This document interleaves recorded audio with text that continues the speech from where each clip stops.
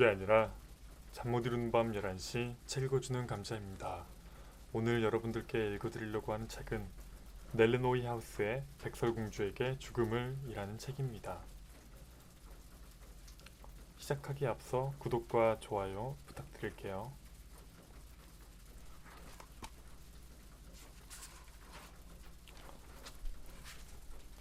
프롤로그. 지하로 통하는 녹슨 철제 계단은 폭이 좁고 경사가 급했다. 그는 계단 끝까지 내려가 전등 스위치를 찾아 벽을 더듬었다.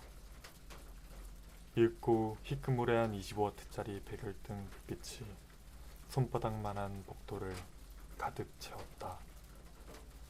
문고리에 살짝 힘을 주자 육중한 철문이 소리도 없이 열렸다. 문소리에 그녀가 깰세라 부지런히 문에 기름을 쳐둔 덕분이다. 달콤한 꽃향기가 따뜻한 공기에 섞여 얼굴을 간지럽혔다. 그는 조심스럽게 문을 닫고 방에 불을 켠 뒤 잠시 가만히 서 있었다. 가로 5m, 세로 10m의 널찍한 방은 간소하지만 아늑한 분위기를 자아낸다. 오디오를 틀자 브라이언 애덤스의 허스키한 목소리가 흘러나왔다.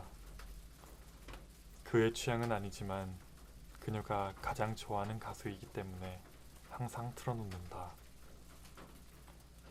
마음에 안 들어도 잠시만 참자고 생각하는 것이다. 언제나처럼 그녀는 말이 없다. 그녀는 말을 하는 법이 없다. 질문에 답하는 일도 없다. 그러나 그는 상관하지 않는다. 공간을 둘러나는 병풍을 치우자 좁다란 침대 위에 누워있는 그녀가 보인다. 긴 머리카락을 까만 부채처럼 머리 위로 넓게 펼치고 두 손을 배 위에 얹은 모습이 무척이나 아름답다. 침대 옆에는 신발 한 켤레가, 머리맡 작은 탁자 위에는 시든 백합이 꽂힌 유리화병이 놓여있다. 백설공주, 안녕? 인사를 건네는 그의 이마에 어느새 땀방울이 맺혔다. 방 안 공기가 참기 힘들 정도로 후텁지근하지만 그녀는 따뜻한 것을 좋아한다. 예전에도 유난히 추위를 많이 탔다. 그는 눈을 들어 벽에 걸린 액자를 바라봤다. 그가 그녀를 위해 직접 걸어놓은 것이다. 그 옆에 다른 그림을 더 걸고 싶지만 아직 말할 기회가 없었다. 그녀가 기분 좋을 때를 골라 말을 꺼낼 생각이다. 그가 침대 끄트머리에 걸터앉자 매트리스가 출렁였다.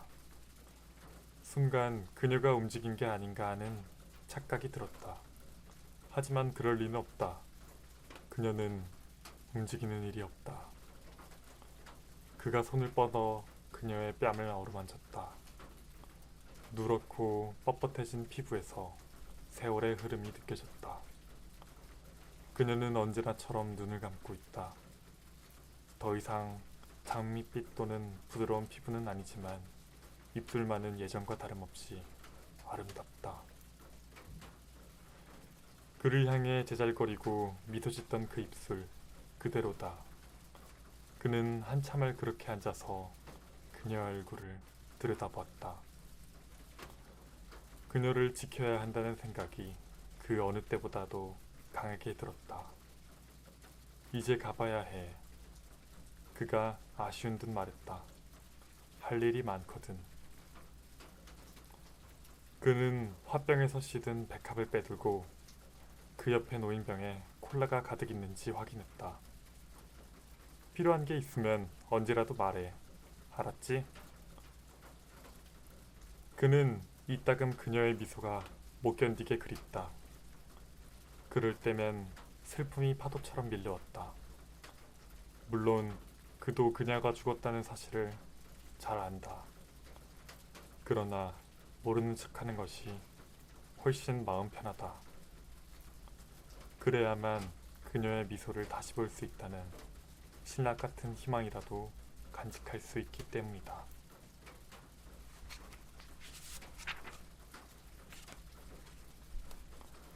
(2008년 11월 6일) 목요일. 또 보자는 인사는 생략했다. 출소하는 사람은 또 보자는 말을 하지 않는 법이다. 지난 10년간 얼마나 자주 이 순간을 상상했던가. 그러나 교도소를 나서자마자 그는 깨달았다. 그 상상은 언제나 자유 속으로 첫 발을 내딛는 순간에 끝났었음을. 막상 자유의 몸이 되자 막막하기만 한 미래 때문에 겁이 더럭 났다. 이제 그에게는 미래가 없다. 예전과 달리 지금은 그 어떤 미래도 상상할 수 없다. 세상은 그를 기다리지 않았다. 사회복지사들이 그렇게 연불외듯 반복하지 않아도 잘 아는 사실이다. 그를 기다리는 것은 핑크빛 미래가 아니라 사회의 편견과 예정된 패배다. 고등학교를 수석으로 졸업한 뒤 의사의 길을 걷겠다는 꿈은 접어야 했다. 잘 풀린다면 교도소에서 취득한 대학 졸업장이나 선방공 자격장을 써먹을 수는 있을 것이다. 어쨌든 이제 정신 똑바로 차려야 한다. 하늘을 향해 삐죽삐죽 솟은 로켄베르크 교도소의 회색 철문이 날카로운 쇳소리를 내며 닫혔다. 돌로 포장된 길 건너편에 그녀가 서 있었다. 지난 10년간 꾸준히 편지를 보내준 유일한 친구다. 그러나 막상 눈앞에 서 있는 그녀를 보니 놀라지 않을 수 없었다. 사실 아버지가 기다리고 있을 거라 생각했던 것이다. 그녀는 은회색 지프에 등을 기댄 채 통화를 하고 있었다. 휴대전화를 들지 않은 손에는 담배 한 개비가 들려 있었다. 급히 담배 연기를 빨아들이던 그녀가 자신을 알아보자 그는 무의식 중에 걸음을 멈추었다. 그녀는 차에 기댄 몸을 일으키며 휴대전화를 코트 주머니 속에 집어넣고 담배를 튕겨 길가에 버렸다. 그는 얼마간 꼼짝도 않고 건너편을 응시하다가 마침내 길을 건넜다. 그리고 왼손에 작은 여행 가방을 든 채 그녀 앞에 섰다. 오랜만이야, 토비. 그녀가 어색하게 웃었다. 10년이라는 기나긴 세월 동안 그들은 단 한 번도 만난 적이 없다. 그가 연애를 원치 않았기 때문이다. 안녕, 나디야. 낯선 이름으로 그녀를 부르는 게 어색했다. 그녀는 텔레비전에서보다 더 예쁘고 젊어 보였다. 둘은 그렇게 서로를 바라보며 어색하게 서 있었다. 바람의 낙엽이 부스럭 소리를 내며 지나갔다. 우중충한 하늘에 회색 구름이 짙게 들이우고 있다. 몹시도 추운 날이다. 출소 축하해. 그녀가 그를 포옹하면서 뺨에 입을 맞추었다. 다시 보니 정말 기뻐. 나도. 그는 기계적으로 대답하면서 속으로 정말 기쁜가 하고 자신에게 물었다. 그가 아는 기쁨은 지금 자신이 느끼는 이 낯설고 불안한 감정과는 달랐다. 그가 마주 안아줄 생각을 안자 그녀는 팔을 풀었다. 먼 옛날 옆집에 살던 그녀는 그의 둘도 없는 단짝이었다. 그리고 언제나 옆에 있는 게 당연한 공기와 같은 존재였다. 외아들인 그에게 있어 그녀는 여동생이나 다름없었다. 그러나 지금은 모든 것이 변했다. 이름만이 아니다. 사내아이 같던 나탈리, 죽은 깨와 치아 교정기, 그리고 커다란 젖가슴 때문에 늘 놀림당하던 나탈리는 사라지고 잘나가는 유명 여배우 나디아 폰 브레도프가 되어 있었다. 그녀는 신분 상승의 사다리 맨 꼭대기까지 올랐지만 그는 그 사다리에 발도 댈 수 없는 처지다. 오늘부터 그는 전과자다. 죗값을 치르기는 했지만 사회는 결코 그를 환영하지 않으리. 아저씨는 오늘 휴가를 못 내셨대. 그녀가 한 걸음 물러서며 말했다. 마치 그의 불편한 마음이 그녀에게 전해진 것 같았다. 그래서 내가 오겠다고 했어. 고마워. 그는 못 이기는 척 가방을 뒷좌석에 실은 뒤 조수석에 앉았다. 밝은색 가죽 시트는 흠집 하나 없이 깨끗했고 새 차 특유의 냄새도 났다. 와, 그는 감탄을 금치 못했다. 그리고 곧장 비행기 조종실을 연상케 하는 계기판에 시선을 빼앗겼다. 차 좋은데? 나디아는 짧게 웃은 뒤 버튼 하나를 눌렀다. 열쇠를 꽂아 돌리지 않았는데도 나지막한 엔진 소리와 함께 시동이 걸렸다. 그녀가 그 묵직한 차를 능숙한 솜씨로 주차 대열에서 빼냈다. 교도소 담을 따라 늘어선 거대한 마로니의 몇 그루가 토비아스의 눈에 들어왔다. 감방 창문 너머로 보던 그 나무들은 지난 10년간 그에게 있어 바깥 세상과의 유일한 연결고리였다. 철 따라 변하는 나무들만이 현실감을 느끼게 했을 뿐 그 밖에 교도소 철창 너머 세계는 안개처럼 희미했었다. 이제 그는 살인 전과자라는 꼬리표를 달고 그 안개 속으로 걸어 들어가야 한다. 선택의 여지는 없다. 어디로 갈 거야? 나디아가 고속도로로 진입하며 물었다. 우리 집으로 갈래? 출소가 가까워지자 나디아는 프랑크푸르트에 있는 집이 넓으니 우선 거기 와 있으라고 권유하는 편지를 여러 번 보냈었다. 알테나인으로 돌아가 옛 기억과 맞닥뜨리지 않아도 된다는 사실에 흔들렸지만 결국 토비아스는 그 제안을 거절했다. 나중에 일단 집으로 가자. 에슈본의 폐쇄된 군 비행장에는 비가 쏟아지고 있었다. 강력계 형사 피아 키르히오프는 양갈래로 따내린 짧은 금발 위로 야구 모자를 눌러쓰고 오리털 파카 주머니에 손을 찌른 채 감식팀 사람들이 일하는 모습을 지켜보았다.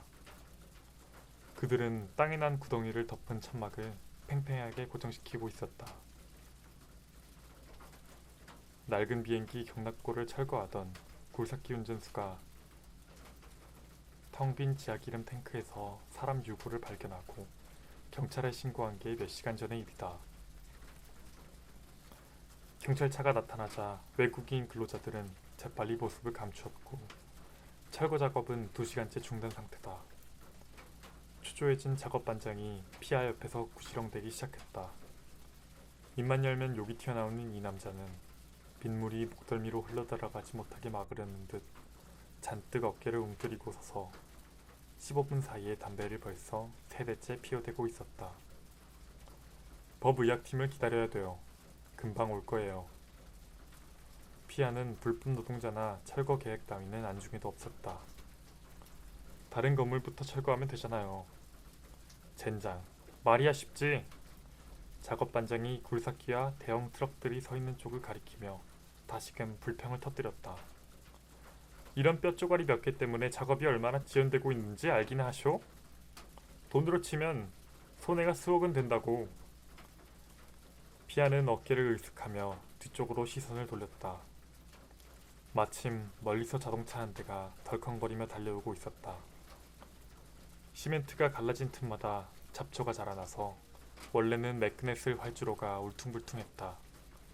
자연은 인간이 만들어낸 그 어떤 장애물도 극복할 수 있다는 사실을 이 폐쇄된 비행장을 통해 여실히 보여주었다. 그녀가 불평하는 작업 반장을 내버려 두고 경찰차들 옆에 멈춰선 은색 메르세데스를 향해 걸었다. 빨리도 왔네. 피아는 전남편을 보자마자 불퉁거렸다. 나 감기 걸리면 당신 책임인 줄 알아. 프랑크푸르트 법의학 연구소장 헤닝 키르히오프는 서두르는 기색과 상관없이 착용이 의무화되어 있는 일회용 오버롤을 껴입고 반지르르 윤이 나는 가죽구들을 고무장화로 갈아 신은 뒤 모자를 썼다. 강의가 있었어. 그리고 박람회장 앞에서 길이 좀 막히더라고. 미안해. 그런데 이번엔 뭐야? 유골. 철거회사 사람들이 2시간쯤 전에 지하 탱크 안에서 발견했어. 위치 이동이 있었나? 그런 것 같지는 않아. 흙과 시멘트를 치운 뒤에 용접기로 윗부분을 썰어냈대. 탱크를 통째로 옮길 수는 없으니까. 알았어. 해닝이 고개를 끄덕였다. 그리고 감식팀 사람들에게 인사를 한 뒤 사다리를 내려가 탱크가 있는 구덩이로 들어갔다. 그는 단연 이번 사건의 적임자다. 국내에 몇 안 되는 범죄심리 인류학자인데다 해골은 그의 전문 분야다. 변변한 구조물 하나 없는 비행장에 세찬 바람까지 불어 빗줄기는 거의 지면과 평행하게 몰아치고 있었다. 피아는 너무 추워서 등골이 얼어붙는 것만 같았다. 빗물이 모자챙을 타고 흘러 콧등으로 떨어졌고 발의 감각이 사라진 지는 이미 한참 됐다. 경락고 안에 할 일 없이 서서 보온병에 든 뜨거운 커피를 나눠 마시는 철거회사 사람들이 부러워 못 견딜 지경이었다. 피아는 천막 덮개를 들치고 안을 들여다보았다. 남은 한 손으로는 아래로 떨어지지 않게 사다리를 꽉 붙잡았다. 해닝은 여느 때와 같이 꼼꼼하게 일을 처리했다. 일단 눈앞에 뼈만 가져다 주면 시간이고 뭐고 다 잊고 외부의 영향으로부터 완전히 자유로워지는 사람이다. 훼손된 데가 전혀 없군. 기름 탱크 바닥에 무릎을 꿇고 해골 위로 몸을 숙인 채 뼈조각을 유심히 살피던 그가 위를 향해 외쳤다. 여자야. 나이는? 죽은 지는 얼마나 됐어? 아직 정확히 말하기는 힘들어. 일단 육안으로는 조직이 발견되지 않아. 꽤 오래된 것 같은데. 해닝이 자리에서 일어나 사다리를 타고 올라오자 감식팀 직원들이 유골과 그 주변의 흙을 조심스럽게 파내기 시작했다. 유골이 법의학 연구소로 옮겨지면 해닝과 그의 동료들이 철저한 조사를 벌일 것이고 결과가 나오려면 어느 정도 시간이 걸린다. 최근 지하공사 중에 유골이 발견되는 일이 잦았다. 살인을 제외한 치사행위는 공소시효가 30년이기 때문에 사망 시각이 결정적인 역할을 한다. 즉, 사망 당시 나이와 사후 경과 시간이 밝혀진 뒤에야 실종자 명단과 비교하는 일이 의미 있어진다. 비행장이 폐쇄된 것은 1950년대 즈음이다. 그렇다면 지하 탱크도 그때부터 비어 있었을 것이다. 1991년 10월까지 비행장 옆에 미군 캠프가 있었으니 그 부대 소속 여군의 해골일 수도 있고 녹슨 철조망 건너편에 있던 난민 수용소의 거주민일 수도 있다. 어디 가서 커피 한잔 할까? 해닝이 안경에 묻은 물기를 닦으며 말했다. 그러고는 흠뻑 젖은 오버롤을 몸에서 걷어냈다. 피아는 흠칫 놀라 전 남편을 바라봤다. 근무 중에 카페를 찾다니 전혀 그답지 않았다. 무슨 일 있어? 피아가 약간 심술 섞인 말투로 물었다. 해닝은 입꼬리를 한번 바짝 당겨 올리더니 한숨을 내쉬며 실토했다. 아주 난처한 상황이야. 당신 조언이 필요해. 마을은 계곡 아래에 바짝 웅크리고 있었다. 낮은 집들 사이로 삐죽 솟아있는 70년대식 건물 두 채가 볼숭사납다. 당시에는 전국 어디서나 이런 높은 건물에 쉽게 허가를 내줬었다. 오른쪽 비탈에 백만장자 언덕이 보였다. 소수의 외지인들이 들어와 넓은 저택을 짓고 사는 두 개의 거리를 토박이들은 경멸 섞인 표현으로 그렇게 불렀다. 토비아스는 집이 가까워질수록 가슴이 두방망이질하는 것을 느꼈다. 11년 만이다. 오른쪽으로 돈브로프스키 할머니의 작은 전통 가옥이 나왔다. 두 건물 사이에 끼어있지 않았다면 이미 오래전에 쓰러졌을 것 같은 외관은 지금도 그대로였다. 조금 더 가면 리턴의 집과 가게가 나온다. 거기서 대각선으로 건너다 보이는 건물이 바로 아버지의 레스토랑 황금 수탉이다. 이윽고 나디아가 황금 수탉 앞에 차를 세웠다. 토비아스는 긴장해서 침을 꼴깍 삼키다가 다 쓰러져가는 건물을 보고 믿기지 않는다는 표정을 지었다. 벽의 페인트는 다 벗겨져 너덜너덜했고 나무 거창은 내려져 있었으며 빗물 바지는 처마 끝에 대롱대롱 매달려 있었다. 갈라진 아스팔트 틈 사이로 잡초가 무성하게 자라 황폐하게 그지없었고 앞마당으로 통하는 울타리 문은 경첩이 나가 떨어져 겨우 걸쳐져 있는 상태였다. 토비아스는 하마터면 그냥 가자고 나디아를 재촉할 뻔했다. 어서 가, 어서 빨리 여길 떠나. 그러나 잘 참아냈다. 그는 나디아에게 고맙다고 말한 뒤 차에서 내려 뒷좌석에서 여행 가방을 꺼냈다. 도움이 필요하면 전화해. 나디아는 이렇게 말하고 총총히 사라졌다. 대체 뭘 기대했던 걸까? 환영 현수막이라도 걸려있을 줄 알았단 말인가. 그는 아스팔트를 깐 작은 주차장에 서서 아버지의 레스토랑을 바라보았다. 한때는 이촌 동네의 명소라 할 만한 곳이었는데 그러나 눈부시게 하였던 벽은 비바람의 상에 원래의 색을 잃었고 간판은 칠이 다 벗겨져 황금스탁이라는 글자를 알아볼 수도 없었다. 문에는 금이간 반투명 유리에 임시휴업이라고 적힌 종이가 누렇게 바른 채 붙어 있었다. 아버지는 언젠가 면회를 와서 레스토랑 문을 닫았다며 아픈 허리 탓을 한 적이 있다. 하지만 토비아스는 아버지가 그런 어려운 결단을 내린 데에는 분명히 다른 이유가 있을 거라 생각했다. 3대째 가업을 물려받은 하르트무트 자토리우스에게 황금스탁은 그냥 보통 가게가 아니었다. 잠 못 이루는 밤 11시 책 읽어주는 감자 오늘은 여기까지입니다. 구독과 좋아요 부탁드릴게요. 안녕히 주무세요. 안녕.